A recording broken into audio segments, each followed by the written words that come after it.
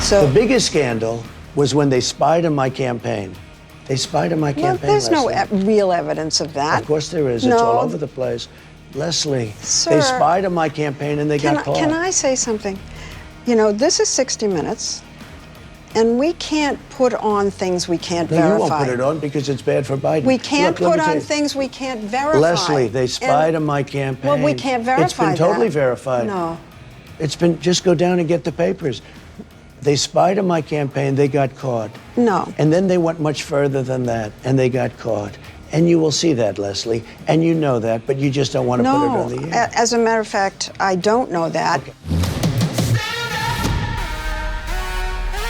We just don't have the facts. Well, Leslie, now you do. And President Trump is here to discuss perhaps why CBS and everybody else is not talking about this. Welcome to the program, President Donald Trump. Well, thank you, Glenn. Great to be with you. Thank you. So this is pretty amazing. You were right when you said this is worse than Watergate. This is far worse than Watergate, and we don't seem to have anybody in the mainstream media that cares about it at all. Well, in Watergate, they broke into an apartment in Watergate, and they took some things and nothing good about it, and it turned out to be a disaster. This is far bigger. They broke into my campaign and all of that, but perhaps most importantly, they broke into the Oval Office. They broke into the White House at the highest levels. So illegal. And as you know, being somebody that knows history probably better than almost anyone else, that would have been, a short time ago, it would have been considered treason. And I agree. You know what treason is punishable by. And a longer time ago, it would have been punishable by death when we ran a tough country. Yeah, and I wonder if there's going to be any punishment at all with this. I mean, Hillary Clinton spying on your campaign, Trump Tower, and the White House. The information was ginned up. Then it was fed to both the FBI and the CIA. They both said, we don't believe this is true.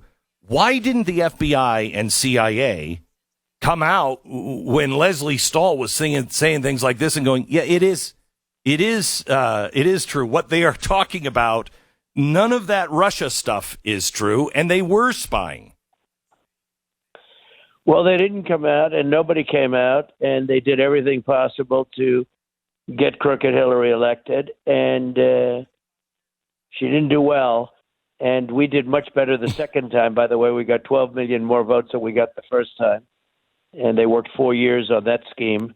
But she certainly didn't do well. But this just came out very strongly. We were wondering, when are we going to hear from Durham? And it looks to me like this is just a foundation. This is going maybe all the way to the top, because obviously the people on top, at the very, very top, knew all about this. The corporate media was involved in this. I mean, there needs to be, I think you would agree, a massive house cleaning with justice, the FBI, the CIA, all of these agencies, house cleaning for sure. But the corporate media helped.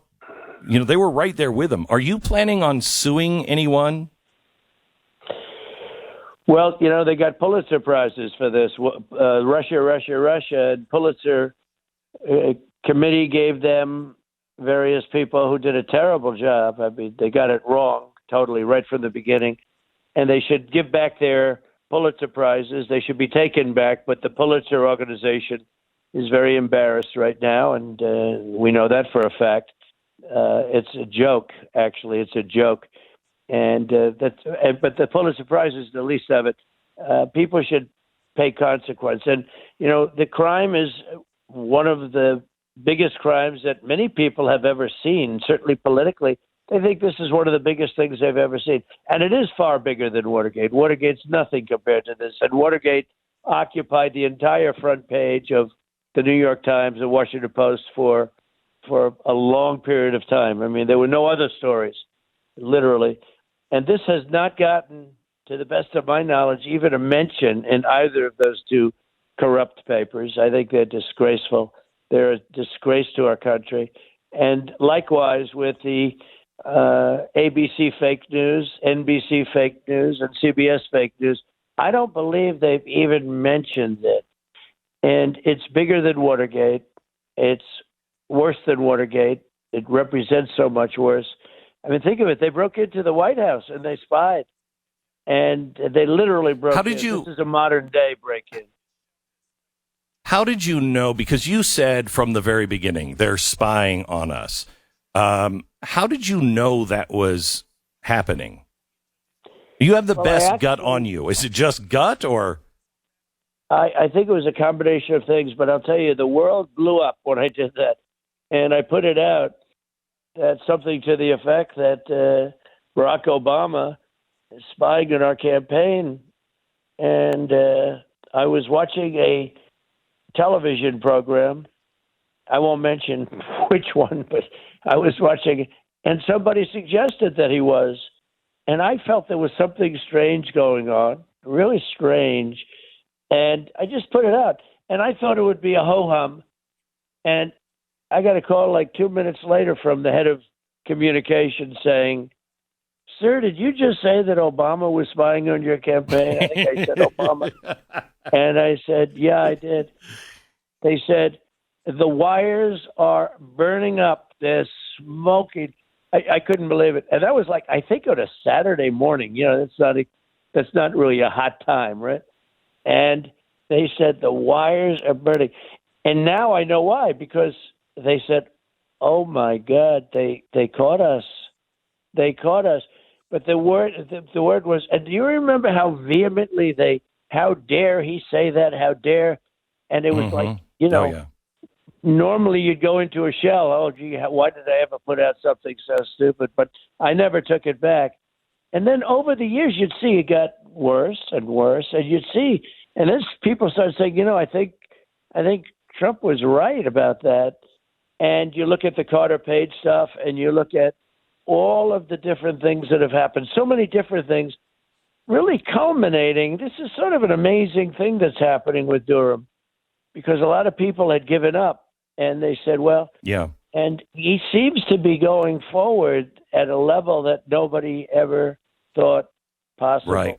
I mean, what he's revealing, and if you really look at it and study it and read what they wrote, this looks like it's just a foundation. This is the beginning. They're building a building, and this is just a foundation on which a lot of big things are going to be revealed. Look, I have very little doubt that the upper levels of government, meaning the top level specifically, and the vice level, if he would understand it, I have very little doubt that they knew what was happening. Very little doubt. And you don't either, because that's the way it works. They come back and they report. When Comey went to me to tell me about the fake dossier, you know, to tell me these things, which turned out to be totally fake. It was like a fiction novel that this guy got paid like a massive amount of money. Somebody told me he got paid $12 million. That's more than the great James Patterson gets paid to do a number one bestseller. He paid this guy more. But James does a better job, and frankly, I think this would be too far-fetched for James. This would be, that's right, it's more believable. Nobody would believe this. But think of the money he got paid, and he turned out to be just a sleazebag. Mr. President, let me, I'm sure you haven't read my book on the Great Reset. I want to send it to you because I am convinced that this is the reason all of this stuff has happened to you. There is a globalization kind of push, and we're even seeing it out of the Treasury in Canada yesterday. They just could not have you in office because you believe in America first. Not to hell with the rest of the world, but that we take care of America first. And I think you were targeted the whole time. It's why the corporations came out right after the election and said, "Yeah, well, we had massive campaigns and we were helping." They were proud of it. I've never seen that before in American history. Are you familiar with the Great Reset? I am looking forward to getting your book. I will read it Okay. and talk to you about it. But I know what your Great, book okay. says, and I've heard enough about it.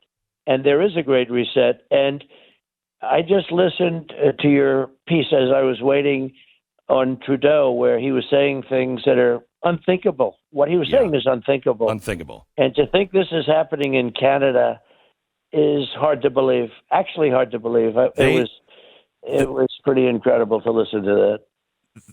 They would have marched on the White House had you done that, and it's unexplainable.